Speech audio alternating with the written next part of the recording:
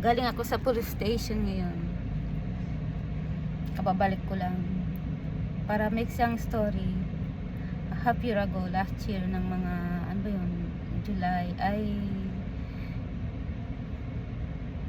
June yata yun, nag-change ako ng address ko. Then tinanong pati yung driver license ko. Yun na nga, malapit na siyang ma-expire.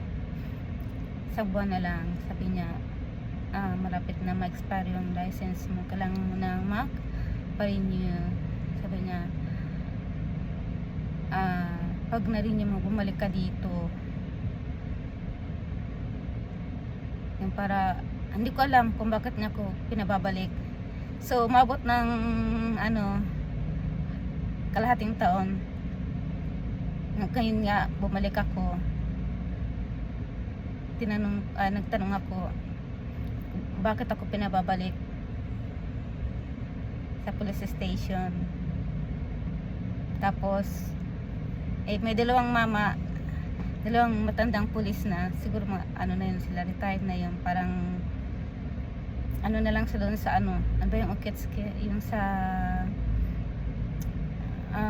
information, nakaupo. Tapos tinagtanong ako, tamang-tama nakaupo yung doon sa may nag-ano sa akin na pulis na entertain para sa pag change ko ng address, yung ng driving license ko.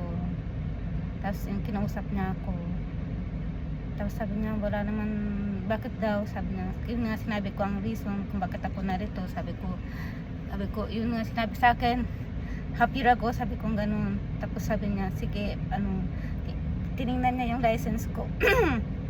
Tapos sabi niya, sige, wala daw siyang maalala. Sinabi niya ganun, tatanong daw niya sa ibang pulis na naka-assign dun sa sa driving license. So yun na nga, tinanong niya, wala namang daw nagsabi ng ganun. Sabi ko, kasi yun ang sabi sa akin, sinabi pa nga nung katabing babae na, bakit ba siya, gold license ba siya? Sabi pa nga nung police, oo, sabi niya ganun. Kaya sabi ko, kaya andito ako, bumalik ka. Sabi niya, bumalik ako dito. Tapos wala naman daw siyang sinasabing ganun.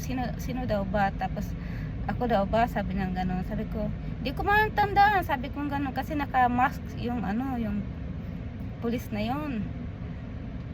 Tapos sabi niya, tinanong din daw niya sa mga ibang ka-work niya, hindi naman daw sila, wala naman daw silang sinasabing ganun. Sabi ko, bakit pag nag-change ba ng address, kailangan ba pati yung yung driving license ihingin? Sabi niya, hindi naman daw, baka yung anak mo may license ba? Sabi ko, meron. Sabi ko, sila, motor. Sabi ko ganun, baka baka kasama mong magpalit ng Sabi ko, hindi, ako lang, kasi hindi naman kasama ngayon dati kasama ko ngayon, hindi na kasama yung anak ko. Sabi niya, bakit kaya? Ewan ko. Sabi, pumunta daw ako dito. Kasi yung panay siya sorry. Wala naman daw siya na sinasabing ganong pasensya na daw. Kulinti kayo. Pinapunta niyo ako dito. Tapos wala naman palang sabi ko, kaiisip ko, kalahating taon kong iniisip to na. Tapos ngayon nakapunta na ako dito, tapos wala naman pala. Sabi ko ganun. Sabi niya, oo nga sinadya mo pa rito, tapos wala naman palang Ay nako, ano ba yan? Pati ito mga pulis, mga na, truliling na, hindi na